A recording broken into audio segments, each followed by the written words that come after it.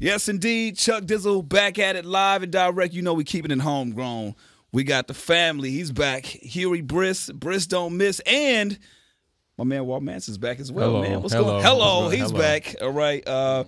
Incredible project that's out right now. I know there's a lot of ish talking that's going to be taking place during this interview. Okay. Huey Briss. Yes. All right. Flowers Before the Grave. Yes. Man, talk about, I want to get into the title first and foremost because I know there's a deeper meaning, but I want you to get into what the title means for you, and then obviously we'll get into the project itself.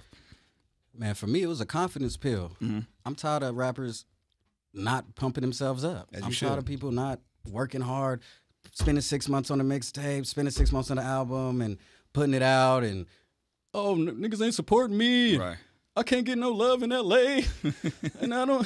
I like how it sounds too. It's like we can't get no love in L.A. And I'm just so because Dub C got love. Shut up. Yeah. Give yourself your own flowers, nigga. Like put out a project. Me and Walt, man, we done gone through so many sessions putting this together, and I just needed to make sure everybody knew and use me as a template.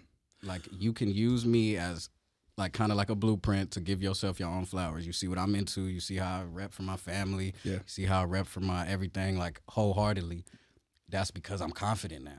So what was that turning moment for you where, you know, the confidence had to change and you said, okay, I gotta, like you said, I'm tired of hearing all this. I'm tired of experiencing this. I want to put this on record. I want to put it for the world to see, yo, we need our flowers, so to speak. Me and Walt did Hot Take Part 1 and put it out, and I felt like it didn't get as much love as I felt like it should have, and it kind of rubbed me the wrong way. You were in your feelings. Oh, I'm still in. I'm living in my feelings. I didn't like the respect that they wasn't putting on Walt's name. I didn't like the respect that they wasn't putting on my name, on Long Beach name. I didn't like it. Gotcha. And gotcha. I was so used to talking about being from the ghetto and the troubles of growing up in the inner cities of Long Beach. I'm not there no more. I'm fly. I'm living great. My kids great. We in Hollywood. We all right. Like we not doing that bad right now. So it's like I got to put a reflection of that capsule moment in time. It may go back to another way after this, but right here, this moment, you living in the present. I caught it. Yeah. I love the fact that you were in a moment of like celebrating that too and understanding like, yo, life is different for me, and I should appreciate that because I feel like a lot of times we're stuck with when I say we, I mean hip-hop rappers, you get stuck in trying to have a certain bravado, certain look, and I'm hard, not smiling in pictures, and shit like that, not showing that you got a family. That's one of the things that I respect about you, and we'll get into fatherhood as well. Like your daughter's here right now, and that's amazing to see, and you see the joy on your face when you actually have her around, and obviously the video as well. And I think that should be celebrated and shown more, bro. Like that's dope that you do that. I appreciate you for real. Yeah. So, you and Walt, you guys getting together. I heard you say off the mic, a lot of sessions off of Yucca. Was it Yucca? Yeah. You kind of Yucca. Yeah. It's Yucca. Yucca. Okay. Talk about the first couple of sessions that you guys got in together. And Walt, I got to give you your praise too, bro. You coming in like 3 or 4 projects deep. The last time I chopped it up with you was Sham since 1016, right? Had Hugh Augustine in here. Obviously, your praises. Mo Thorough. I mean, the list goes on. I want to talk about how the hell you are able to, like, stay consistent, but at the same time deliver for each individual project without kind of, like, getting sidetracked or, you know what I mean? How does that work? Like, not overlapping certain projects? Or is it a thing? Is it something that's easy for you to kind of just work all at one time? How does that work? Like personality drives a lot of the decisions I make creatively, and what I hear for each artist is so unique to them because their personalities are so unique to themselves. So, bleed. I don't really have to worry about bleed. And as far as like being able to do it, like. Shit, I stay in the studio. Like, that's where I live at. Yeah. You know what I mean? Like, I've always, anything I love, I get obsessive about it. So it's like, yeah, I don't know. I'll cut out sleep, food, whatever. Like, happen, get the job done. It don't even matter. What was that thing about Huey that you said, oh yeah, we got to lock in, not just to do a song, but to actually complete a project? Shit. I've always been a fan of Huey. So, like, I had a interview back in 2000, maybe like 18. They asked me who I wanted to work with, like, in the next 2 years. I said Absol and Huey Briss. So, you know, shit. The first song I heard from him was Northside, and then from there, I was like, I love this because I've always just been a fan of rap. Yeah, like telling your truth, confidence. Like rap, like he said, it's the confidence pill. Like rap has always been that for me too. So it's like I already felt the bravado even coming as a fan. Yeah. You know what I mean? I think that's what attracts, well, a certain like amount of people to Huey. Is like that.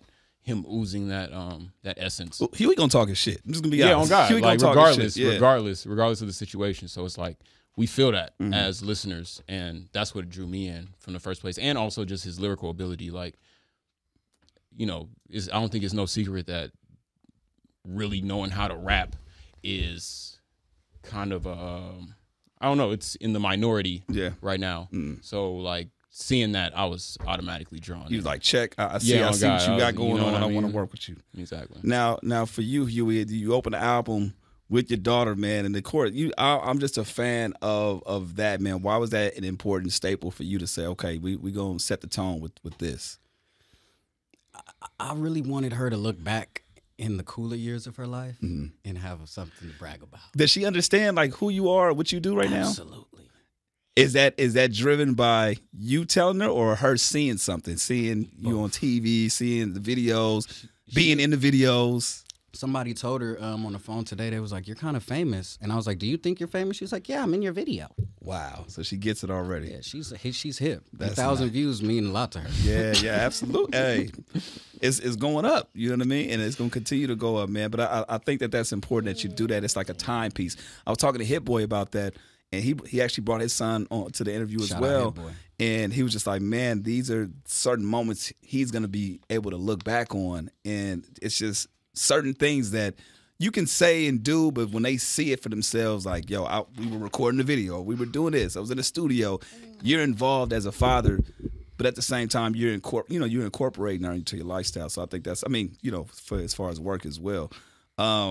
Dude, I got to talk about you obviously the Briss don't miss, man. When is that? I think we talked about this last time, but when is the first time somebody mentioned that? Where does that term come from? Who said it? Was it you? Was it somebody else? And obviously you're running with it. Nah, Seafood Sam came up with that. Seafood Sam, my ace, my rib, my boy. He said it in the song. He was like shouting out all of our homies, and he was like, and Briss don't miss something. And when he said that, I was like, wait, that was kind of fire. Yeah. And I stuck with it. I put it as my Twitter thing right there, like immediately. And I never changed it. How long ago was that? This is 5-6 years ago. This before I changed. This right when I changed my name, because I used to go by LB. So right when I changed my name, he gave me the nickname, and it was like, thank you, God, I needed that. Yeah, dude. Because you can't give yourself a nickname now. At all. No, it has to come from authentic ghetto nicknames are given to you based off of your mistakes. Yeah. I happened to get one based off of some cool shit, so as soon as I said it, I'm running with that. I was going to say, what is the thing is there something that you can think of like, yeah, I kind of miss that. I miss on that. Is there anything what flaws do you think Huey Briss has? Flaws? I'm definitely flawless. I have nothing wrong in that department. But as far as me missing, I miss a lot of stuff. I miss 50 Cent honey buns, man. I miss when the Long Beach Transit was 90 cents. You could get on that motherfucker and just move. It's a lot. I miss things that aren't here no more in the ghettos. And just like sentimental things that mean something to me. But as far as me missing on like a record or something, like never that. I'll never do that ever. Everything is intentional. If it's a miss to you, then you missed out. Yeah. You feel me? Like I didn't miss nothing. You talk about obviously having a different lifestyle now. And usually a huge topic, especially in hip hop, man, is going back to where you're from. The pros and cons to that. Mm-hmm. Where does that lie with Huey Briss? Are you somebody that can't stay away, or do you often frequent the neighborhoods that you grew up in? Do you go back all the time, or are you someone that's just like, nah, I gotta kind of stay focused and be where I'm at away? My city is very open. Long Beach is very, very, very, very like big gumbo pot of different lifestyles. Melting and pot culture. for sure. I don't matter that much in the grand scheme of my city. They don't care if I come or go, or like your daddy live here, and like nobody really care about that. Not yet. True. By the time they do, I already have my escape plan. What's the escape Orange plan? County, baby. You going to the OC? Get a gun permit, all that. You can have all that over there. I'm about to be an OC. Shout out to Vince putting me on the OC finesse. Orange County got it. You can get your concealed carry on and all that out there. You'll be living straight. You mentioned something on the album about having a problem with your sister. Yeah, we iced that out now. I'm glad you brought that up, man. That's why you do interviews with your niggas. Yeah, man. They gonna ask the real shit. Me and my sister had a slight beef over my stepdad. I ain't gonna get too deep because these people still breathing. Yeah. But we had a beef over my daughter as well. It was an incident that I won't get too deep into, but we definitely had a miscommunication that I took kind of personal. Got you. And I don't think she knew it was beef. She was like, she was like, tripping. I just, but she did what she did, and I kind of got petty on her, but I had to get that out in that song because, like, that's my little sister, and I love her, but at the same time, it's like, she does do very petty things. When stuff like that, I mean, you guys, you're siblings. I love her, like, though. You do petty, she do petty. So, but when stuff like that happens, do you send her the record? Like, when you do something petty, or you mention somebody on the record, and you're not talking to them, do you send the record to them so they can hear it themselves, or do you just put it out and wait for them to get that response, or have somebody else, send it to them? Or how does that work? My situation kind of weird. All my sister friends is fans of me, so they send it to her. So she probably can't escape it at this point. And she going to a school out in the Bay right now, so my fans in the Bay is like different. They gon' let it be known that they fuck with Huey Briss, so they definitely let her know. But I feel like my mama my biggest fan. My mama probably told her. Damn, she's like. But my sister, my sister is very understandable when it comes to my emotions. It's just in those situations when it came to my daughter and like my stepdad and like it got weird and I feel like she chose sides. Got you. And I don't like that. So you're very big on loyalty. Yeah. Is there any, when somebody crosses the line for you, is there any coming back? And if so, are you? Can somebody go to heaven twice? Shut up. No, I'm asking because I'm the type of person, right? Everybody know I'm the nice guy, right? When they look at me, they look at Head, they like, oh, Head is the asshole, Chuck is the nice guy. But I have a 3-strike policy. After that 3rd strike, I don't want to say you're dead to me, but it's like, I'm cool, right? So I want to know in comparison, like, how does that work for you? Do you give people that grace of multiple times to kind of cross you, so to speak, or is it one and done? Because you mentioned that you're petty, so I'm just trying to figure out, like, where do you? My petty is really with people that I can't escape from. That's when I get petty. If I could avoid you and escape you, you don't even worth the petty. It's not even fun. But I'm a cutoff type dude. Lately, I've been just cutting people off before they can even see the blood drip. Give me the last situation. You don't have to tell me who. Right, I'll tell you. But the well, if you want to tell me who, you can. Who was the last person you had to cut off, and for what reason? What was the thing that was like, I'm not rocking with that? The realest situation is when I realized that the girl who I'm talking to right now, who's about to be my girlfriend, who I just cut off every girl I was talking to, and I was like, I'm just gonna like keep an open canvas for this woman. See what you did there. I love that. Gotta be smart. That's grown man shit. Gotta be smart. That's grown man shit. I got a kid. I got a woman. I'm kind of happy right now. I'm doing good. It's amazing that you bring that up because a lot of people, they may or may not understand what comes with this lifestyle, right? And that's huge for you to be able to understand and man up and be like, nah, I'm only focusing on you, on this situation, and be done with everything, all the outside chattering noise. Yeah, I can't afford it. I can't afford it money-wise. I can't afford it mentally. I can't afford it spiritually. My kid, I can't have her influenced by 30,000 different people. Like, I'm just trying to fuck around and just do me to the fullest and just have, like, a foundation to fall back on. Because I ain't even that much of a, like, that out there ass nigga to be, like, having 30 different girls. Like, I'll probably forget names and birthdays. It's be bad. It'll be all bad. I'm barely forgetting her birthday. You know what I'm saying? Like, her birthday. Yeah, your daughter. I need you to sit up if you're going to be on camera, baby.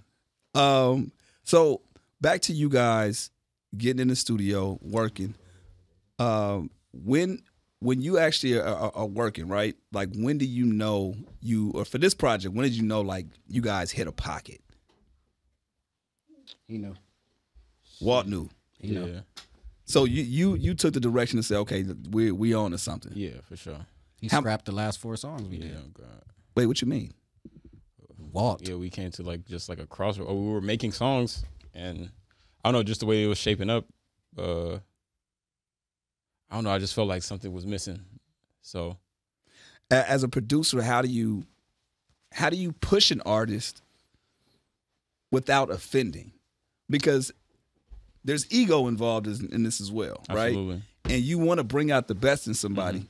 If he feels like, no, this is my best shit, how do you then approach him? And not just with Huey, but just anybody that's like, nah, you can do better. All right. Well, prerequisite, like the people that I work with already have like a certain amount of respect for me and like my taste.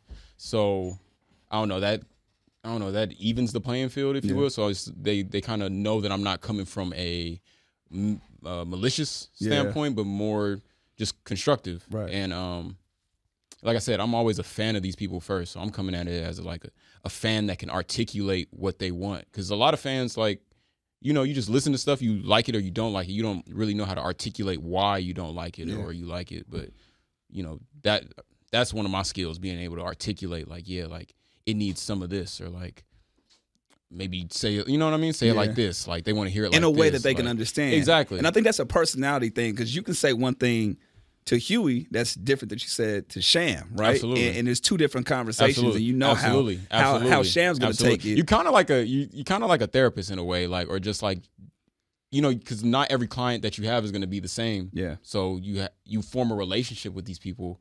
Like any friend, like you're not going to treat one friend how you do the other friend. Like, you know that this friend has triggers that this friend don't have. Yeah. You know what I mean? So it's just like that, but with music, you know, we being creative. What do you think this project brought out of you, Huey? You've done, you know, you have a couple of projects under your belt. You know, how have you progressed as an artist, as a man, you know, throughout the journey of this project? First and foremost, this is the first project that I've actually invested my own time, hard-earned money, a lot of shit into, just to make sure that it gets seen. Really? You know what I mean? Like, all my other projects, I was cheating. Like, I had help. I had a dude that was mixing it, making the beat, getting it right, covered, promo. I had a one-stop shop. You was in a sense, you was spoiled. Very much so. Wow. But now I had to realize, like, okay, like, I've been here before to this, like, critically acclaimed project world. I know what they expect. Yeah. And I know if I bring Walt into the light and let him kind of like point guard the situation, like when I stepped back and was like, let him do his shit, that's when the hits came. That's when Plays Off Ocean came. That's when Last Transaction came. That's when Six Figures came. That's when like the songs that people really like came. Yeah. Because Walt was like, you're rapping your ass off. I'm feeling it. Like we got a song on the album called Rap Shit. Yeah. That was on there. That got cut. And I thought that was the one. Facts. I ended up using that verse on the radar freestyle. Facts. Word. So thank God that didn't happen, Yeah. because that was the verse that kind of got that cracking. Okay. So learning to take direction is what this project brought out of me. Like, I know this project got me ready for the Mike and Keys project that I'm about to put out, because learning how to listen to Walt and like move your ego out the way was very important. Extremely important. I can't stress enough that this project would be butt fuck trash if he would have let me do it out. We would have put She From Chicago on there. It would have been a totally different project. So okay, so like, God damn, like, how many songs total did you record for this? Shit.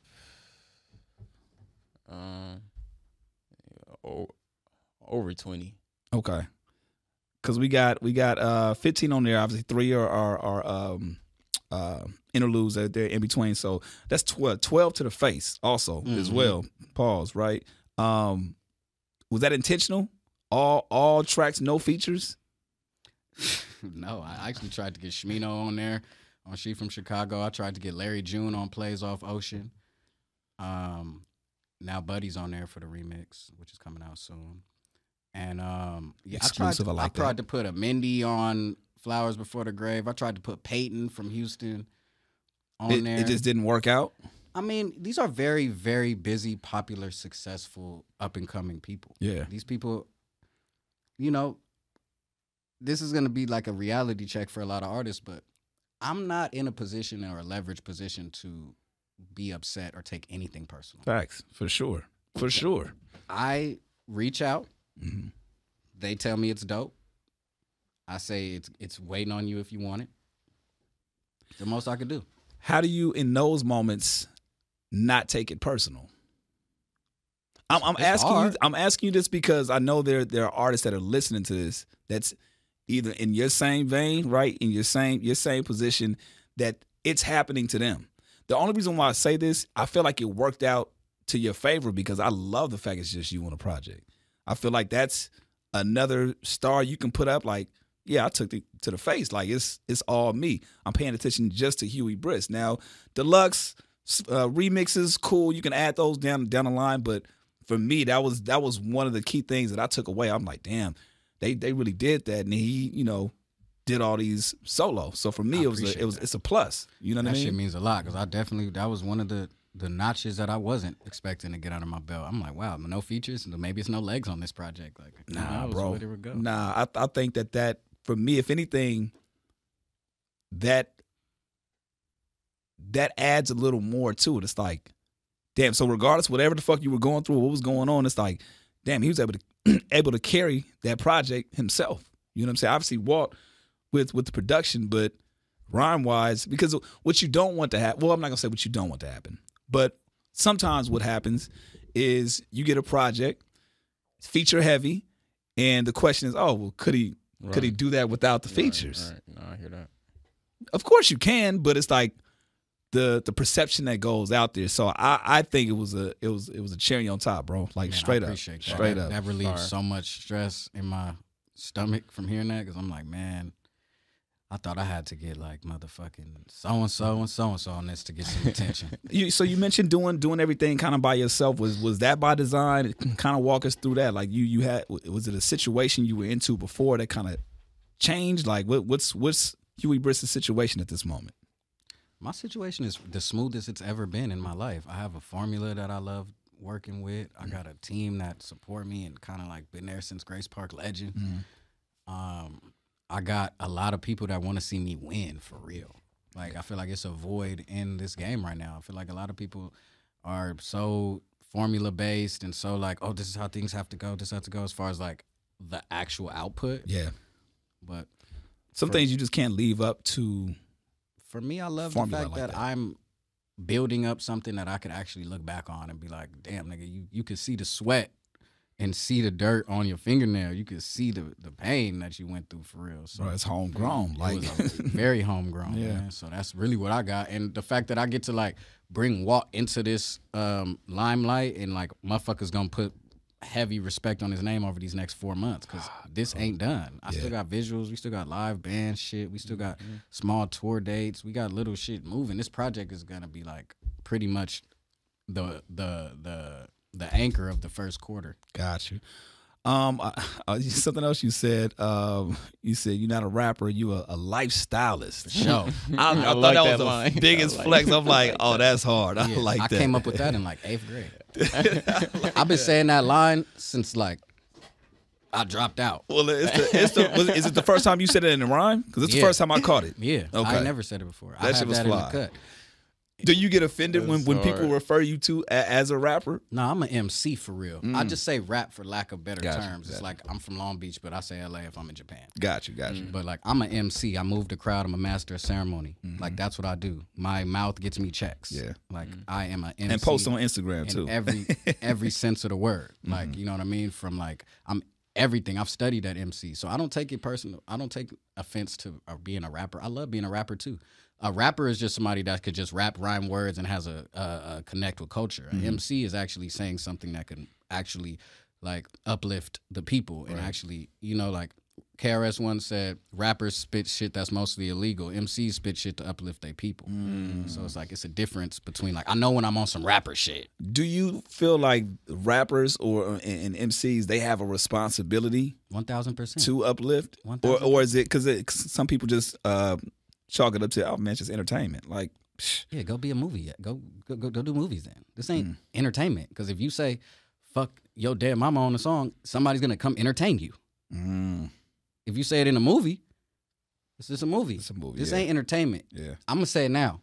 this rap, it stopped being entertainment once you know who's and you know who's start dying. This shit is, you're entering. This is it. Like, this is it. So you you have a responsibility. You better speak knowledge. They will kill you.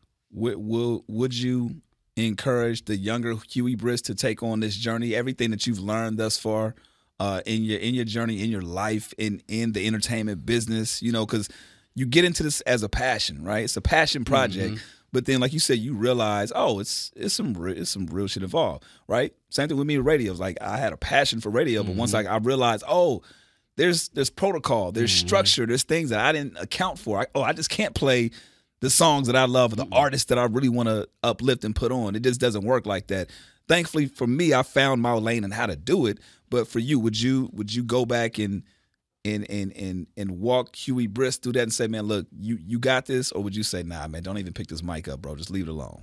If I had a mirror that would show me the future, I would have probably not did it. Really? Nah. What do you think the biggest thing that holds you back? What's the thing that, I'm not going to say scares you the most, but what's the thing that's just got like the biggest turnoff for you? I just really don't want to be famous. Like, I want to be very much respected as a hip-hop MC that has 5,000 fans, gets $100 from the fans, 500 racks every quarter, makes like 2.5 a year. Like, you know, he's living pretty good. He's not too famous because I want to go to the store. I want to be like, when you look at certain artists and you're like, damn, I wish I could do that. Like, I wish I could just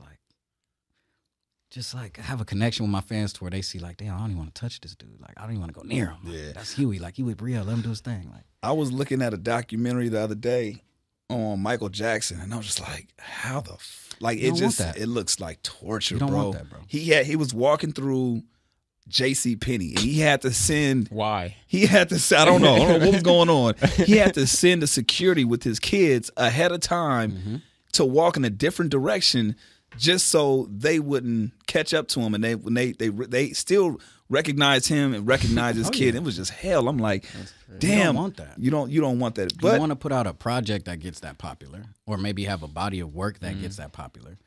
But I'd rather be known for the song than me, because I could always disappear into the night. Would you consider yourself an introvert? Hell no. No. Hell no. I'm extrovert. He's some extra out ass extrovert. But I relate to the introverts because I know how to, you know, like, I grew up around a lot of criminals, so they can't really tell things to people, or they have to be introverted. Introverted by nature. By design. These niggas is not like that. You get them alone and get them some drinks, they gonna get extra. Yeah. Nah, I'm definitely extrovert. I definitely make introverts feel great because I take up so much attention. Got it. That they love when I'm around. He's like, man, put Huey in the room, please. They love when I'm around. Put Huey in the room. Anywhere I go that's like corporate, they like, please put him there because he's gonna take all the hits, so we don't have to. Like, let Huey mess up for all of us. I love that. What do you feel like your biggest flex as a dad is? That I don't gotta lie. Ooh. And I never did. And I never will. That's a bar. I never lied to her. That's a bar. She's the only woman in my life besides my woman right now that I've never lied to. Damn, that's a bar. I'm not. Only reason why I say that because I'm not gonna sit here in front. I've lied to my kid. You're a liar. I'm a liar. No, straight up. I knew that would make Walt laugh. I'm a liar. I did that. I straight up lie, dog. Only because you think that you're helping them, and I've gotten dad advice from people that say don't do that. But it's like when you're in the heat of the moment. When I say lie, I'm not like it's nothing like crazy, but it's just like, oh, why can't I have that? Because I said so. Like you don't dive in, man. I ain't got the money right now. It's whatever, right? I'll tell her. Tell her. We broke. Let her. It's not happening. She said she want a fruit plate this morning. What we have to do? Get up and go to damn Trader Joe's, spend damn near $110 on groceries because I just went in there for fruit plates. But I couldn't tell her that today. You didn't do it, huh? I actually did. You did? You're a liar. I actually did. I got proof. Liar. Wipe your nose. So when Christmas comes around, who gets the gifts? Who buys them? Me. Who gets them? No. When you get gifts for Christmas and she opens them, who do you tell her that you bought them? For sure. Santa. Did Santa bring him? Who? Do you know, Brielle, do you know who Santa Claus is? See, okay. Who is he? Who's Santa Claus? Santa Claus brings presents? Who taught you that? Your father. Your daddy's a liar. If I'm lying, you lying. She's a good liar. Yeah. I don't know where she learned that lie from. Yeah. Briss miss. Talking about Briss do miss. your mama taught her that one. Her mama taught her that one. She said her father. said I it. lon it too. Crazy. My father said Would that. never bring her to court. So you mentioned we do something where I think we did this last time, but I like to ask, the year can't end without Huey Briss doing what? And I want to ask in a different way because I noticed something on the project. You said something to the effect of accomplishing your goals that are in your notes, right? Something like that. What's in your notes right now that you are trying to accomplish, or what's that next thing? You've scratched some things off the list, but right now, what's in your notes that you want to accomplish? Wow, I'm killing it. Already? Yeah, I'm doing great. What's unchecked off that list? Well, first of all, read a couple of the things that you have checked off. I got checked off end of the year meeting. This is leaking into I got to-do list that was leaking into last year. Book I did the product shots for the tea. Okay. The Grace Park Legend, freestyle and all that. We doing ready to do the re-release of the Grace Park Legend with the vinyl and all the new thing now that I own it 100% completely. Okay. You know what I mean? Okay. All right, we can get back to that. Yeah. Hold up. Yeah. I got to buy studio equipment. I got to get like an official corporation, like actually be the nigga I say I am. Okay. I got to get some live band visuals for this project. I got like 2 more to do. I got to find my top 5 markets and have some shows booked there. I got a homie, my boy Cody hooked me up with a homie at Golden Voice. Okay. So now we about to be just like attacking my markets. Hire some digital marketing people. Do a freestyle run. Okay. I need to get hooked up. We'll talk after. We'll talk for sure. For sure. We'll talk He after. said, I almost don't let me trip. Don't trip. Pop-up releases. The Walt tape is done. Boom. This is tight. I got to find a manufacturer for shipping. My goal is to make $100K a month, $1 million a month. Actually, this is a conversation I had with BG Perico. Shouts out to Perico, man. Enterprise. Yeah, he's a boss. Yeah. He told me the digital marketing thing. So just like more business stuff. Just trying to actually double down and be rich. Yeah, no, there's nothing wrong with that. And I love that you have that on there because, for one, that holds you accountable. Like these moments like this, and that's the reason why we do that. It's like I want you to be able to look back on it and be like, damn, I checked all that off and some. Like, I think some of the biggest moments for us is, I think we talked to J-Rock at one point. He wanted to work with Busta Rhymes. He did that, right? Hard. Mozzie was like, man, I want to make $1 million in a year. Did that. Hard. 10 times some after Free that. Mozzie. Free Mozzie. So it's like living in these moments and just making sure that you're present with it, but that also, like, these are the things I want to do and celebrating that, giving you your flowers in real time. Now, I'm not going to lie. I kind of thought the other way around when I saw the title of the project. I thought it was don't give me flowers because that means I'm going to die or some shit like that. I thought it was more dark than it was a celebratory thing. So I'm glad that you articulated that because I think that one of the songs on there, I kind of got that from that. I got the vibe because I was going to ask you. I was like, why don't you want to be celebrated? But I'm glad you're taking it as no, celebrate me and yourself for sure. You got to because nobody's gonna buy you no flowers before you search certain situations. Like especially as a man, like you ain't about to get no flowers. Come on, stop. Yeah, Father's Day is a wrap. It's like Father's Day is old, bro. That don't count. It don't count at all. Dog. You know what I got for Father's Day? Some cheap ass cologne. Damn, it wasn't the $500 cologne that you. I had to buy that myself. Damn. Well, Father's Day is coming up. Just saying, for somebody that you cut everybody off for. That's crazy, you know. Louis V do make good cologne. Just saying, Father's Day is coming up. What are you dead? Are you dead? I'm not. When you gonna join the club, bro? Man, when you gonna skeet something? You know what I'm saying? I got some time. I'm sorry, I didn't mean got to say some it for time your on me. daughter. That was so impressive. So impressive. I'm glad she turned around when I said that too. Sorry, she didn't hear that. She did hear it. I got some time on me, man. Are you looking forward to fatherhood when you see Huey and his daughter? Are you looking forward to fatherhood? Or are you just like, nah, I think I'm cool? You know, their relationship is beautiful. Like looking at Huey and Rio, like, you know, their relationship is beautiful. Manifest. Me, I'm good. You cool? I'm cool. I'm cool. I'm chilling. I like being at home making beats. I like being out at, like, you know. I like this dude, not having to worry about How that. do you balance because you mentioned you're in the studio all the time, you know. I don't know how. I mean, I get it now. You stay working, but how do you balance what's required of a producer nowadays to not only work with people but also come out and do stuff like this, do interviews, entertain just the masses, so to speak. Word. Like, how do you do that? Word. Shit, just get it done. Shit, I just bite down. You know, it's organized. Like, you know, I try to stay organized. I got a team with me. You know, people that help me out when I need to, or, you know, keep me on track, keep me on schedule. But shit, I just bite down, get it done. Like, I just came from a session here. I'm about to go back after this. Wow. So it's like, it don't stop. 4 projects within a year. First quarter. Flex, you see that? He's like, get that shit right. Damn, you right. Damn. That shit kind of hit. Damn. I'm not working hard. Man. Yeah, we got more. It's not even halftime. It's not even halftime. Let me ask you this. Was this the intention coming into 2023 for you personally? Was that a personal goal or just the stars lined up and that's just how? Shit, timing, bro. Like, you know, if you stay working, like, you know, moments will come to you. I didn't have to create this. Like, you know, I do what needs to be done, and I surround myself with people who also get it done. So it's like, you know, it's bound to work out like that. Have you had to turn anybody down? Any projects that? Yeah, for sure.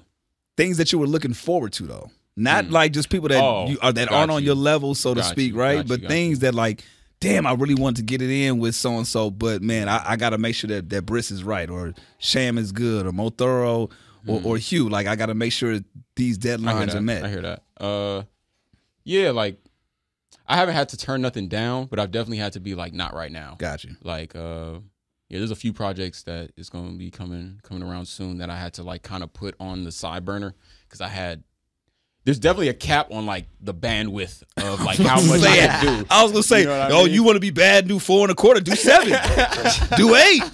Billy Badass. How many do you have in you? Yeah, facts. Shit, I'm gonna keep on going to, you know, but quality is a big thing for me too, and making sure that, like, I've never been it's always quality over quantity for me. But at the same time, in today's market, like, you gotta have quantity too. You gotta be, like, out there. You know what I mean? So I do both. Yeah. Shit. Are you thinking about, or is it in the mind to switch? Because I mean, with these projects, the ones that is named, the 4 you did in the quarter, you know what I'm saying?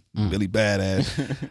Are you thinking about continuing that same regiment, working on projects with artists, or the next go round is it singles that you know just hopping off of songs and shit, or is it like do you legit like creating EPs and bodies of work, or is it, you know what I'm saying, like for you, what's the preference?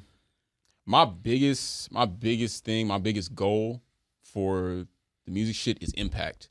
So it's like, you know, I think doing the way things have been going, like, my name's gotten to a point where it's like I've got some value.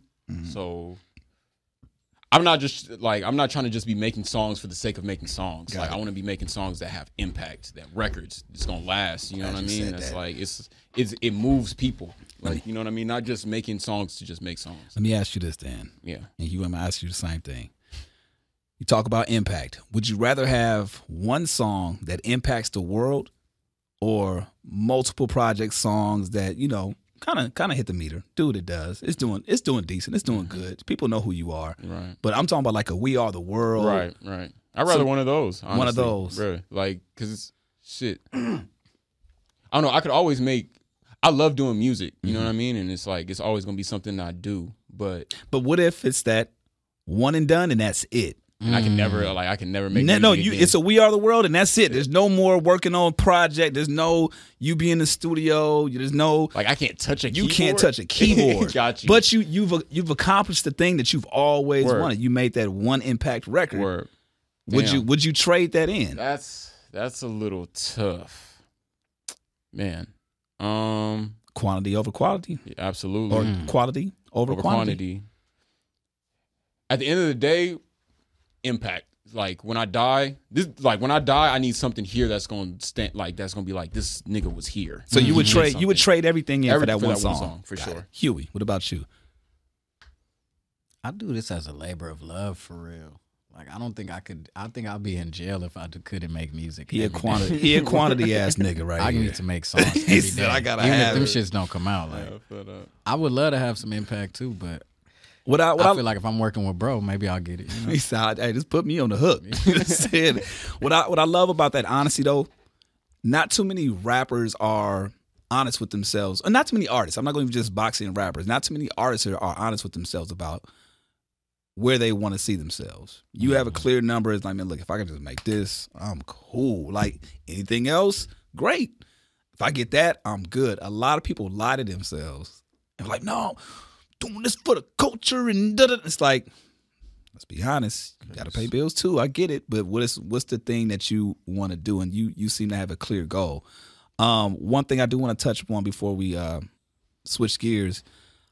You mentioned a second ago, you know, the making sure that the business is right. Mm-hmm. What happened? What went wrong?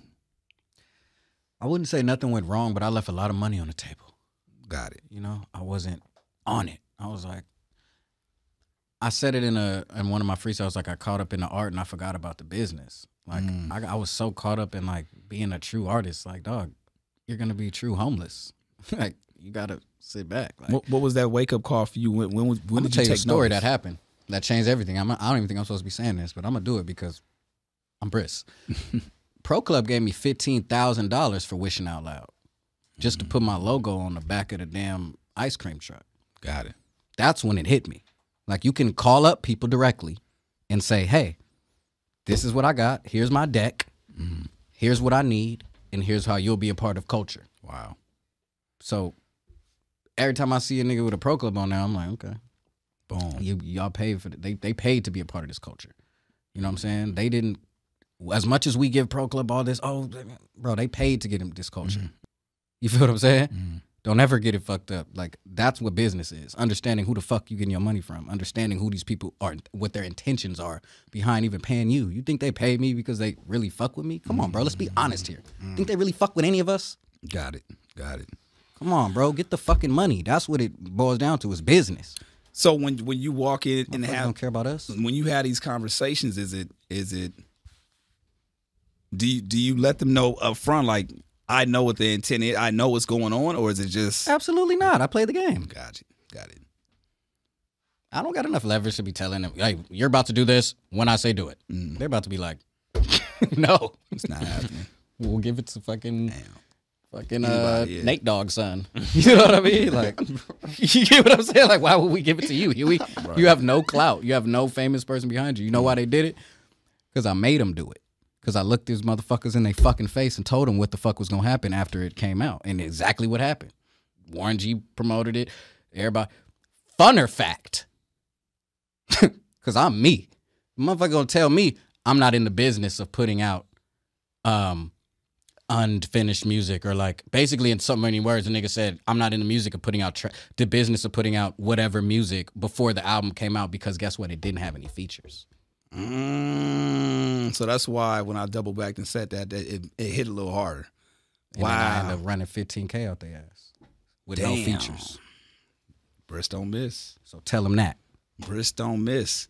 Man, text me back. Google, Apple. I was looking at. What's funny is that was the reason why I wanted to ask that too, because I was looking at your YouTube, right? Mm-hmm. And it's two Huey Brisses on YouTube. What the other one doing? Look, I'm telling you, that's what he look like. Look. No. It's you. It's your shit. But it's a. I don't. It's a different nigga. I don't know. That's why I wanted to see, like, okay, this plays into getting the business right and making sure that shit is you're doing the right thing. Thank you for that. Now I got some Tommy. Yeah, get the shit right. Come on. Is there I want to ask you this because I'm being very intentional on. Yes, I have the best Walt album. Shut up. Okay, let's get into that. Name everybody that dropped the album with Walt this year. Sham 1016, Hard Project. Better than his. Mo Thorough, Hard Project. Better than his. Hugh Augustine. Doesn't have a place off Ocean. Walt, what do you say? It's a Walt win. Hey, pound sign Walt win. Hey, so when all these conversations happen, when I seen when Sham and Hugh was going back and forth on Twitter, I was like, I know Walt is just there like, Chuck, in your yes! heart, Chuck, in your heart of hearts, political to the side, you know I'm better than him. Bruh. He can't even argue it back. Listen, he can't even say like no. No, I'm gonna say this. If I said I'm better than Kendrick, you would look at me crazy. No, I'm gonna tell you this. I'm gonna tell you what I would say. There are things that I like about you that I like different about. We on the West Coast, man. This is why New York radio. I'm just telling you. We on the West Coast. I'm just telling you. We supposed to be the lawless. We created gangster rap. Right. We took hip hop away from its roots and brought it to the streets. Fact. All I'm saying is, we not on no street shit right now. We on some music shit. Got you. You can say without having to worry about somebody coming at you. No. It's not even about. It's literally damn well them niggas. I'm gonna be honest. Nowhere. I haven't near me. I haven't heard. I'm gonna be. If they get in a cipher with me, on God, it's gonna be bad. Listen. I haven't heard Mo Thorough's album. Be honest. I haven't heard his album. That's a bad sign. You're right. You're right. But Hugh's project is fire, and Sham's project is fire.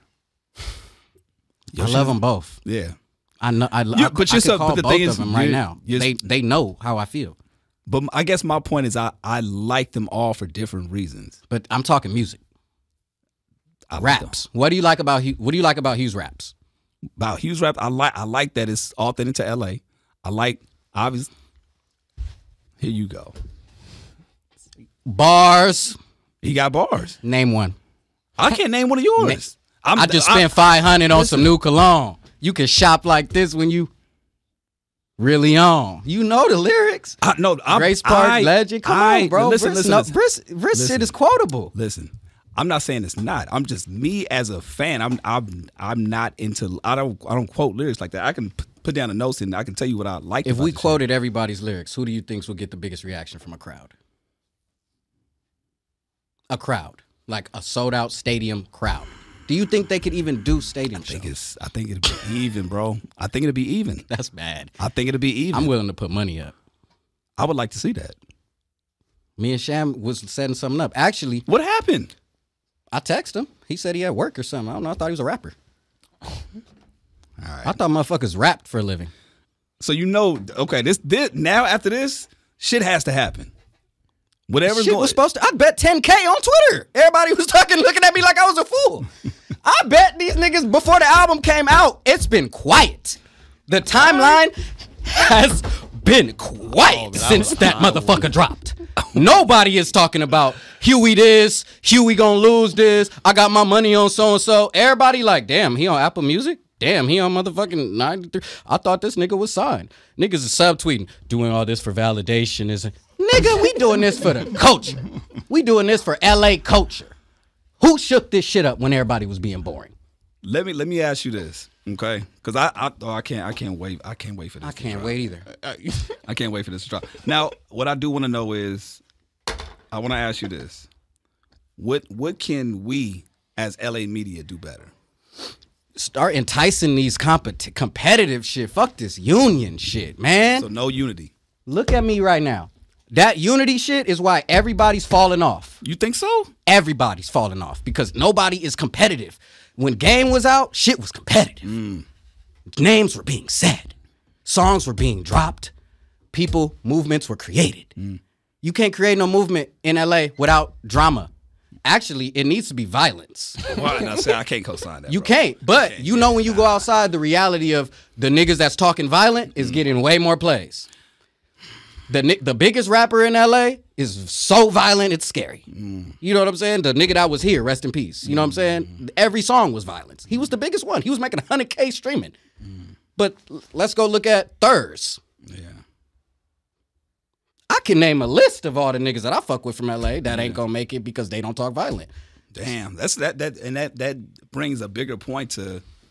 So I'm trying to replace the violence with the competitiveness. Got you. Okay, so that's what I want to hear. Fuck because violence. I don't want to fight Sham or Hugh. They probably might win. But see, but the thing is, I know I can out rap them niggas on any given day. You could put me in a cold shower, pull me out at 3:30 in the morning, and put him ready with his best rap. They're going to be rapping about other people because they're not living there. They're telling the stories of other people. Go break down all these rappers because I did, because I'm a student. They are living vicariously through other people. They're always like, shout out him, shout out him. If it wasn't for him, my big homie did it. So let me. This is what Briss did. Let me push back though, because I'm sure that, again, not being a lyrics person, I don't have. Listen. I don't have Hugh's whole album and the transcript to his shit. I don't have the transcript to Sham shit. I don't have the transcript to Mo Thorough shit. But I'm sure that they can point out shit and be like, "Oh, nigga, I do talk about this. This is my lifestyle. This is what I live." But see, that's the thing. If they compete with me, we'll have impact together. Got it. So you're saying that the competitiveness, all that Twitter stuff you talking about means nothing. I dropped an album. So, but let me ask you this though. I want to see the next album come out. Let me ask you this. Although I agree in terms of like the competitiveness and the drive and the competition, right? The biggest thing people say is that, man, LA don't have any unity, and that's why we aren't going never anywhere. Did. When did we have unity? But I'm saying, like, why not the Million Man March? Why not control the narrative and make it go that direction because we see the things. We see the South winning. Let's go back to hip hop. The South had something to say. But the South fucks with each other. The South had something to say. The South has unity. They had something to say. They had to have unity because West Coast and East Coast was so dominant that they had to. They didn't want to do that. So how do we do that without going against each other? That's my point. You can't. I disagree. I disagree. Hip hop, for instance, The Bridge Is Over has been competitive. Okay, but the South has done it. Roxanne. The South has done it though. But the South, them niggas is country. Them niggas got Southern hospitality. Bro. They living different. Out here, if I diss somebody out here, even if it's not on a rap shit, gangbanging is getting involved. Got it. Some way. Hence why I say that I understand what you're saying. We gangbang. That's the difference. So that's what I'm saying. Like, so it's just a lifestyle. They gangbang in the South, but they want to be like us. Like half them Atlanta niggas from '60s, they want to be like us. They wish they was from out here. I feel like the South like has an underlying tone of competitiveness, but they just understand the common goal of like, because like you were saying, it was like the East and West were so dominant, they had to form around a common goal regardless of the competitive nature of rap. Like, we have a common goal of rising or elevating ourselves to a point, and they still have that same competitive and camaraderie like nature. Yeah. Like I think, I get what he's saying. I get 100% what he's saying. We can't be like the South because it's not one. They got way more space. They don't gotta see niggas all the time. We gotta see niggas all the time. It gets competitive over here. Facts. Like the shit is too. It's not. It's enough space for everybody, but in LA, in California, it's the #1 spot that matters. Who's #1? I don't care. California has more space than the South. We got way more space than the South. But we really payola out here. So if you're not like in with it, if you're not in, you gotta. It's crabs in a barrel. What we doing? Like, who's in my way? Let's get him out the way. If we come together and work on a tape, that's not going to get as much love as if I diss him and then we come together later and do a song. Like, we need a story. We need West Coast. We need, like, why did Corrupt beef with DMX? Why did so-and-so beef with so-and-so? Why was these people so considered lethal spitters? It's because they've been battle tested. Oh, no, man. I get it. I understand the competitive drive. If we don't compete, our LA culture will die. But if we'll have nobody left. Everybody be signed. But the competitiveness, if we're taking out one another, I just don't agree with that part. If I say my album's better than Sham's, guess what? They going to listen to both. Give you that. That's a fact. They going to listen to mine thoroughly, listen to his thoroughly, and say mine is better. Got you. That's what I'm saying. It's a win-win for Walt. It's a win for Sham.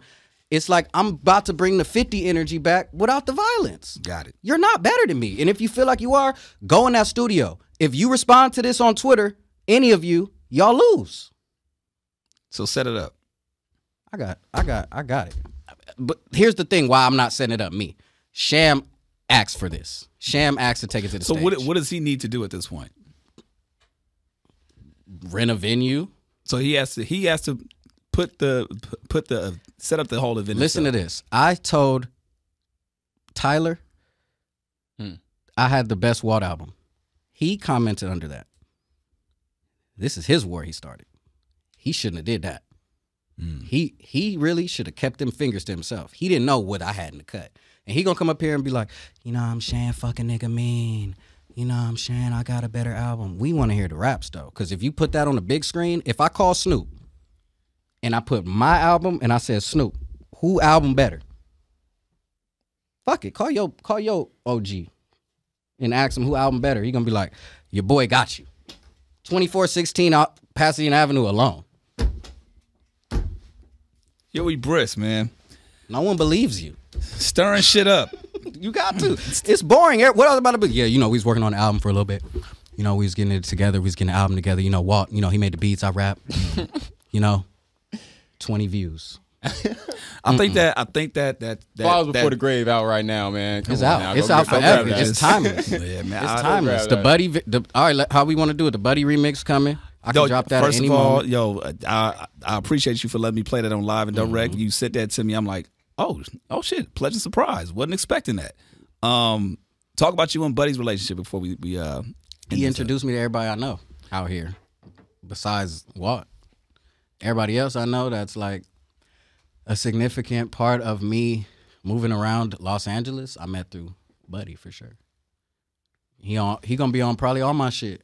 Man, that's the homie. Good dude too. Really, really good individual, bro. Yeah, my boy get down. He talented. So he on the next one, Plays Off Ocean, produced by Walt Massa, featuring. But oh yeah, we got Buddy on the Walt beat. You know, we about to be tough. Yeah, we about to get more people on Walt beats. You know, that's how I'm a flex. I'm gonna put your favorite artist on the Walt beat. Talk about the Mike and Keys album also. Mike and Keys album is incredible. Yeah.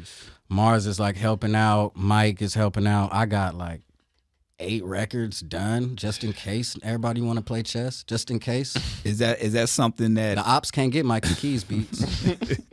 Is that something that you are looking to drop before the year ends? Mm-hmm. Okay.